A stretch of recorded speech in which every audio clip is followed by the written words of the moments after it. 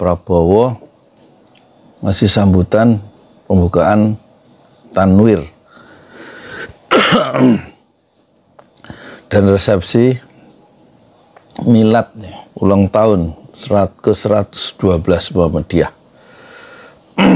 Kalau dihitung Muhammadiyah itu bulan November tahun 1912 ya.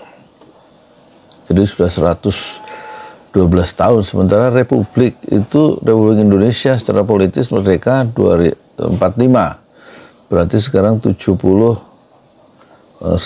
ya. Lebih lama, lebih tua Muhammadiyah yang didirikan oleh Kiai Haji Ahmad Dahlan dibanding negara RI, Republik Indonesia.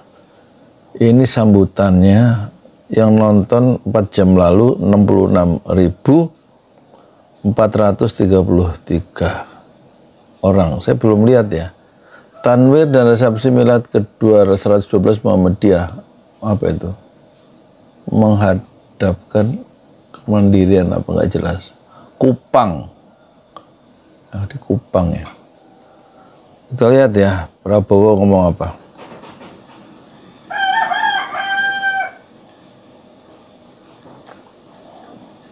Bismillahirrahmanirrahim. Nusa Tenggara Timur. Assalamualaikum warahmatullahi wabarakatuh. Salam sejahtera bagi kita sekalian. Shalom, salve, om swastiastu, namo buddhaya, salam kebajikan. Saudara-saudara, bapak-bapak ibu yang saya hormati. Dulu zamannya Pak Saya juga ingin menyapa tokoh-tokoh. Cukup Assalamualaikum warahmatullahi wabarakatuh, udah gitu aja, nggak usah semua disapa. Kan kita TST udah tahu sama tahu lah, ya kan. Habibie juga begitu. Assalamualaikum warahmatullahi wabarakatuh. Itu sudah penghormatan yang paling tinggi dari orang yang sedang bicara, yang pidato. Yang hadir tidak apa-apa, memakan waktu nggak apa-apa kan?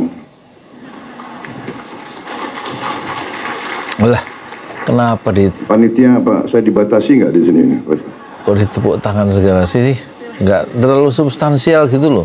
Yang saya hormati, saya banggakan Wakil Presiden. Kita khawatir kalau ini muncul ya, kalau penghormatan terlalu berlebihan itu muncul nanti bibit-bibit feodalisme yang ditumbuhkan pertama kali oleh Ormas Muhammadiyah. Kan ini ditonton oleh jutaan orang ya. Ya kan? Jangan mudah terpukau oleh ucapan seorang politisi atau seorang presiden atau siapapun. Harusnya disikapi secara egaliter, biasa saja. Rasulullah juga kalau datang ke satu ruangan itu sahabat dilarang untuk berdiri seperti orang-orang penghormatan yang dilakukan oleh orang-orang Persia atau Romawi. Tetap duduk, nggak usah berdiri. Republik Indonesia ke-10 dan ke-12, Bapak Haji Muhammad Yusuf Kalla beserta Ibu Mufidah Yusuf Kalla. Yang saya hormati, saya banggakan Ketua Umum Pengurus Pusat Muhammadiyah, Profesor Dr. Haji Haidar Nasir, beserta para kiai, nggak usah para ulama, tepuk tangan, serta para pimpinan Pusat Muhammadiyah. Kan udah tahu itu dan seluruh keluarga besar Muhammadiyah yang saya hormati dan saya banggakan. Ketua Umum PP Aisyah, Ibu Salmah Urbaniyah, beserta ibu-ibu pengurus Aisyah yang hadir.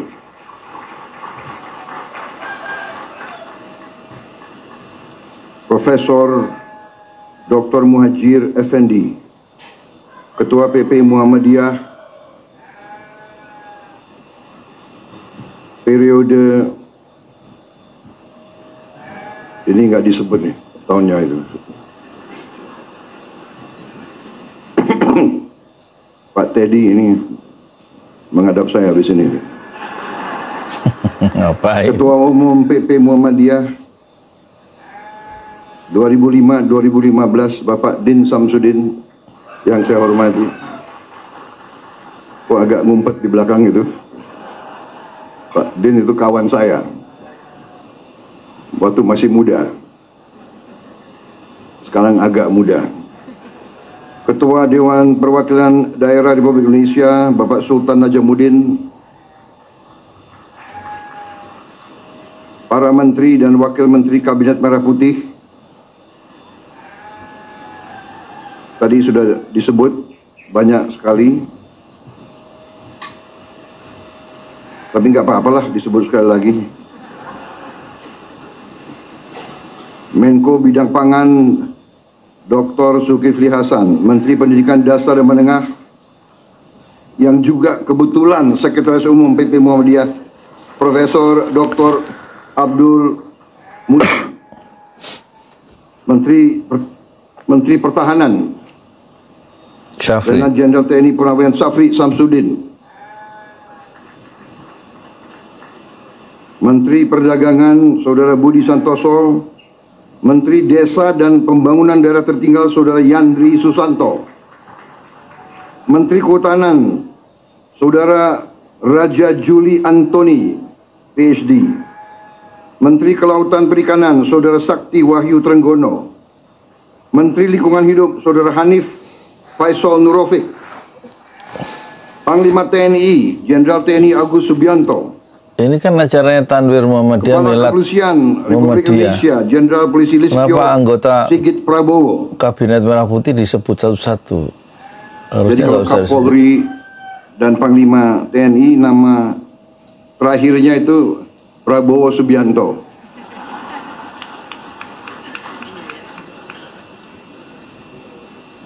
Jangan-jangan nggak diganti-ganti ini. Jangan-jangan. Kepala Badan Gizi Nasional Profesor Dr. Dadan Hindayana, Sekretaris Kabinet Saudara Teddy Indra Wijaya, Ketua Komisi 7 DPR RI Saudara Saleh Daulay, Pejabat Gubernur NTT Saudara Andriko Noto Susanto, Gubernur terpilih NTT Saudara Melkiades Lakalena, Wakil Gubernur terpilih NTT Saudara Yohanes Asadoma. Isinya apa? Wakil Menteri Luar Negeri Saudara Anies Mata, PhD. Wakil Menteri Pendidikan Dasar Menengah Dr. Fajar Riza Ulhaq, Wakil Menteri Dikti Sains dan Teknologi Profesor Dr. Fauzan, mantan Rektor Universitas Muhammadiyah Malang. Wakil Menteri Pelindungan Pekerja Migran Indonesia Saudara Julfikar Ahmad, Wakil Menteri Perumahan dan Kawasan Pemukiman Saudara Fakhri Hamzah, Wakil Menteri Kehutanan Saudara Sulaiman Umar, Wakil Kepala Badan Penyelenggara Haji Saudara Dahnil Anzar, Rektor Universitas Muhammadiyah Kupang Bapak Zainur Wula, beserta seluruh rektor dan guru pendidikan tinggi Muhammadiyah yang hadir di sini, dan tentunya peserta Tanwir dan Milad Muhammadiyah yang ke-112 yang saya hormati dan saya banggakan. Tadi saya baca banyak tokoh-tokoh karena ternyata banyak sekali di antara mereka. Loh, piye tuh? Isinya apa? Ini gimana sih? Kita hormati apa yang dilakukan oleh pemerintah sebelum saya. Disambung. Semua pemerintah sebelum kita, dari Presiden Soekarno selanjutnya, punya jasa sampai kita berada di sini. Yuk kita hormati pemerintah Pak Jokowi.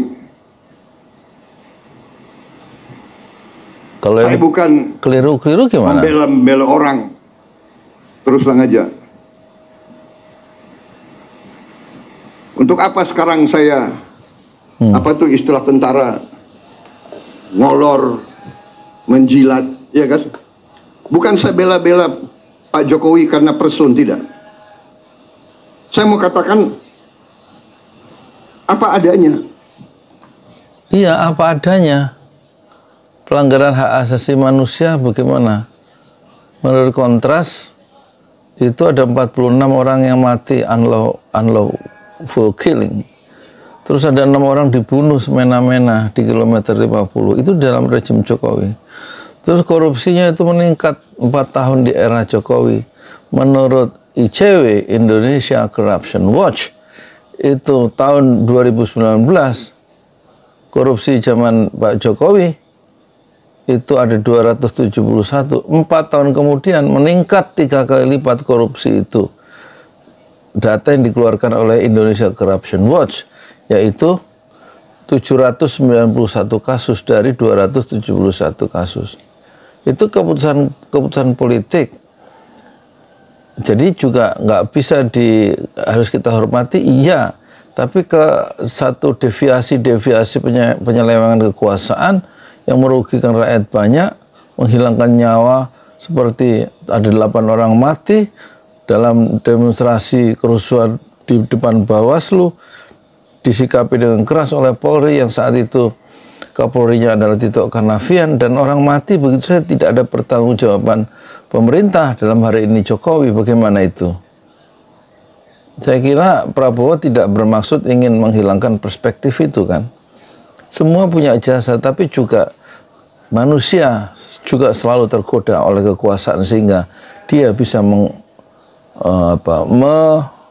mengunggulkan atau mendahului kepentingan yang sedikit dan mengorbankan banyak orang. Itu yang terjadi. Banyak keputusan-keputusan politik dalam pemerintahan Soekarno sampai sekarang itu yang juga ada kekeliruan-kekeliruan ya. Seperti Pak Harto mengirimkan 10.000, membuat kamp konsentrasi di Pulau Buru, 10.000 orang karena perbedaan paham politik,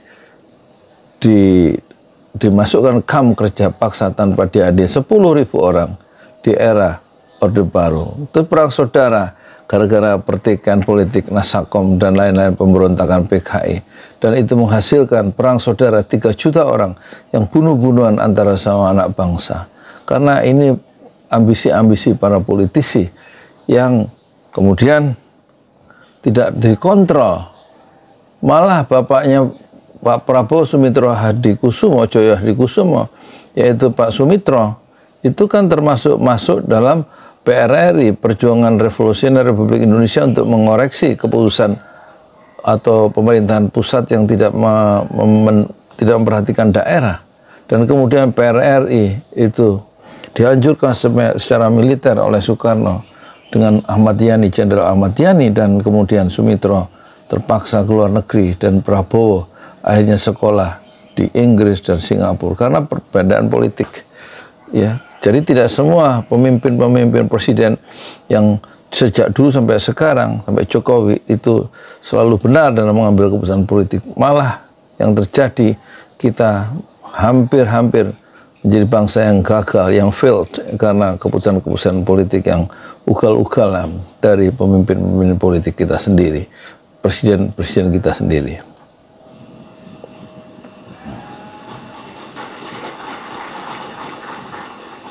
Kalau ada kekurangan, kita semua ada kekurangan. Iya, kita tahu. Semua pemimpin ada kekurangan. Iya, benar. Jangan memfitnah, jangan menyerang. Kita semua punya kekurangan. Tapi mengorbankan banyak orang. Yang gak enak. Kita diajarkan nenek moyang kita, orang tua kita, mikul dhuwur mendem jeruk. Yang diajarkan oleh nenek moyang kita sebagai orang Islam adalah amar ma'ruf nahi mungkar ya. Mengkomando yang baik dan mendiskomando yang mungkar, kemungkaran, ketidakadilan, kemiskinan, dan penyelewengan kekuasaan sebagai bentuk dari kemungkaran itu harus dihilangkan. Tidak boleh ya kekeliruan itu dipendem. Ya, jeru. Dan kalau nggak dipersoalkan, nggak diusut dan ditegakkan keadilan, yang salah dihukum, itu nanti terulang, ya, diulang oleh pemimpin berikutnya. Orang tua hormati yang baik. Kita sebagai yang muda berani juga ngoreksi. Tapi ngoreksinya dengan cara yang baik, yang sopan. Saya kira itu ajaran ustadz-ustadz saya. Saya bukan orang yang terlalu baik. Agama saya akui di depan Muhammadiyah. Aku akui. Tapi saya ingat ajaran ustadz-ustadz saya. Tidak boleh dendam, tidak boleh maki-maki, ya kan? Tidak boleh sakit hati, tidak boleh orang lain, benci. Tuhan aja memaafkan kok. Manusia meneruskan permusuhan. Saya ini dikalahkan oleh Pak Jokowi. Dan menteri-menteri saya banyak yang ikut mengalahkan saya. Benar ya? Ayo ngaku tuh, ngaku. Siapa bendaharanya Pak Jokowi? Itu Trenggono itu. Ayo ngaku ini. Ini banyak ini menteri-menteri saya itu. Tapi sudah ini kan perbedaan itu biasa, persaingan itu biasa sudah. Iya, biasa di kalangan elit. Persoalannya adalah rakyat itu kapan sejahteranya. Kalau mereka bertempur di kalangan elit dan yang dapat kue adalah orang-orang elit. Jangan sampai kekayaan itu beredar di antara orang-orang tertentu saja, kan gitu. Tugas pemerintah kan dua. Satu, membangun prosperity, kesejahteraan untuk semua warga negara. Menegakkan keadilan sosial. Ya kan? Untuk semua kelompok masyarakat Indonesia. Itu tugas pemerintah. Yang kedua, tugas pemerintah adalah memberikan rasa aman. Bagaimana ada pembunuhan-pembunuhan itu? Pengejaran, pembubaran pengajian, dan pemerintah mendiamkan semua, ya, ketidaknyamanan itu dilakukan oleh ormas-ormas tertentu dan dibiarkan oleh pemerintah kemarin itu. Apakah itu akan diulang? Terus orang-orang yang berbeda pendapat masuk penjara dengan melalui undang-undang ITE. Siapa yang masuk penjara dan bukan melakukan perbuatan kejahatan? Dr. Syahganda Nainggolan misalnya masuk penjara tuh.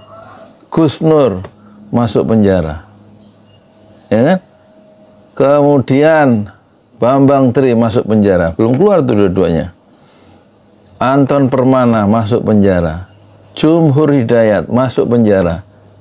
Karena perbedaan paham politik mengkritik kebijakan pemerintah, terutama undang-undang Naker tenaga kerja kemarin, Cipta Kerja. Terus apa maksudnya apa? Bahwa kita memang harus mengkritik, harus dengan sopan. Lah koruptor-koruptor itu ngambil uang juga dengan sopan, dengan senyum, dengan baju klimis, dengan tanda tangannya, dengan bahasa yang santun, tapi dia nyolong. Dan terbukti kan koruptor itu meningkat di zaman pemerintahan kemarin. Kecurangan-kecurangan jangan didiamkan, harus dihukum, bukan malah dirangkul kecurangan itu. Orangnya dibiarkan dan malah dirangkul untuk kerjasama. Harus dihukum dulu supaya jerak. Maling juga begitu. Koruptor-koruptor itu menurut ICW itu kenapa mereka makin marah kok maling-maling berdasi itu karena rata-rata yang dihukum hanya 3-4 tahun, nggak ada efek jerahnya. Nah sekarang tugas Prabowo adalah mendorong Partai Gerindra dan juga Koalisi Indonesia Maju untuk mensahkan undang-undang perampasan aset sehingga koruptor-koruptor itu bukan saja tidak dimaafkan, dimasukkan penjara dan dimiskinkan. Aset-aset yang sudah diambil yang miliaran, yang triliunan itu harus dirampas. Jangan lagi ada permainan semantik, kekacauan semantik. Kita harus mengikuti konvensi PBB, bukan perampasan aset, tapi recovery. Aset recovery, karena mengikuti United Nation Against corruption. Ya, kita sudah meratifikasi itu. Di situ tidak ada istilah perampasan aset. Kata orang-orang yang membela koruptor itu kan di DPR. Tapi yang kita harus adopsi adalah bukan perampasan aset dan undang-undang untuk memiskinkan koruptor itu, tapi kita melakukan recovery. Kan dia setelah melakukan perlawanan tuh dengan permainan bahasa, dengan berlindung di bawah konvensi United Nation Convention Against Corruption itu. Tapi sesudah itu, ayo kerjasama, ayo. Nyatanya saya tahu ini, dalangnya Trenggono ini. Tapi jadi wakil saya di Kementerian Pertahanan. Akhirnya saya dibilang, oh Prabowo pakai banyak orangnya Jokowi. Jadi harus dipilahkan ya, yang batil harus diposisikan sebagai batil, yang hak harus dihak. Harusnya tidak melakukan talbis pencampuran hak dan batil. Kalau memang Prabowo tadi merasa pemahaman keagamannya itu kurang di hadapan warga Muhammadiyah, dia bilang seharusnya dia mengambil satu staf khusus, staf ahli, mungkin semacam yang memberikan opini tentang keislaman, mungkin dari Profesor Dr. Nasaruddin Umar yang Menteri Agama dan juga pernah dibiayai. Nasaruddin Umar itu waktu sekolah di McGill University, mungkin bisa dimintai pandangannya waktu rekrutmen kementerian anggota kabinet Merah Putih kemarin. Bagaimana orang-orang yang melakukan kekeliruan di masa lalu itu, apakah bisa ya diajak kerjasama? Apakah harus dimaafkan atau harus dihukum dulu, ditakzir dulu misalnya? Kalau koruptor-koruptor yang terbukti bersalah, apakah harus diusut dulu atau dimaafkan dulu? Atau bagaimana? Itu kan harus juga tidak hitam putih melihat persoalan-persoalan masa lalu supaya tidak terulang ya, kekacauan atau keburukan di masa lalu itu terbawa pada pemerintahan yang sekarang. Tidak, bukan orangnya Jokowi. Saya pakai orang merah putih. Saya pakai anak Indonesia. Iya kan?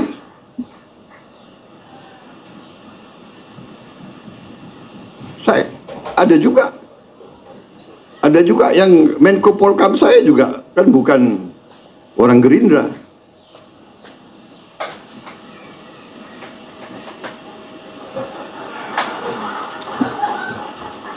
Dia memang non partai.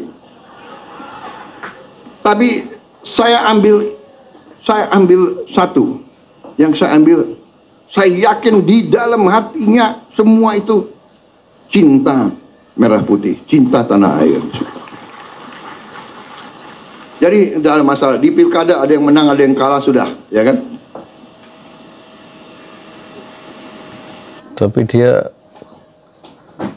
kemarin dia mengendorse yang Gubernur Jawa Tengah ya.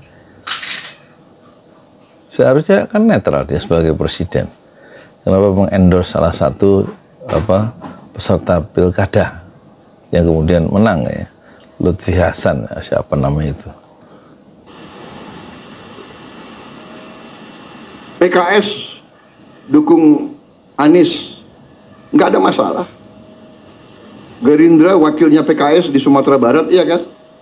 Nggak ada masalah. Banyak saya Gerindra wakilnya PDIP di Jawa Tengah, gimana?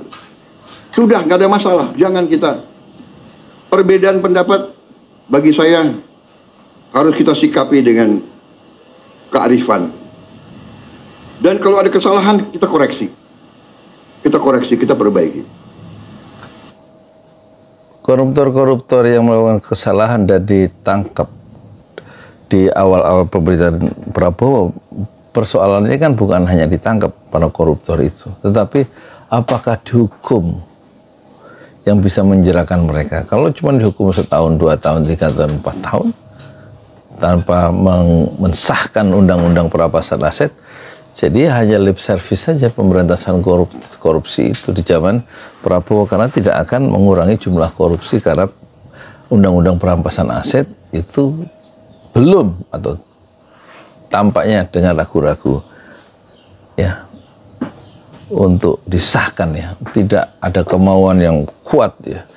Tidak ada semacam strong willing untuk mengesahkan dengan cepat dan segera undang-undang perampasan aset supaya korupsi sebagai bagian dari kemungkaran itu hilang dari bumi Indonesia dan rakyat kemudian menikmati kekayaan negerinya sendiri atau kekayaan bangsanya sendiri yang diambil oleh para koruptor-koruptor selama ini. Dan disitulah letak keadilan sosial. Dan pada titik ini Prabowo belum tuntas berpikir untuk menghukum koruptor itu seberat-beratnya melalui undang-undang perampasan aset. Saya Yudi Pramuko, YouTuber tercuah di semesta Fasbir Sobron Jamilah. Bersabarlah dengan kesabaran yang indah. Assalamualaikum warahmatullahi wabarakatuh.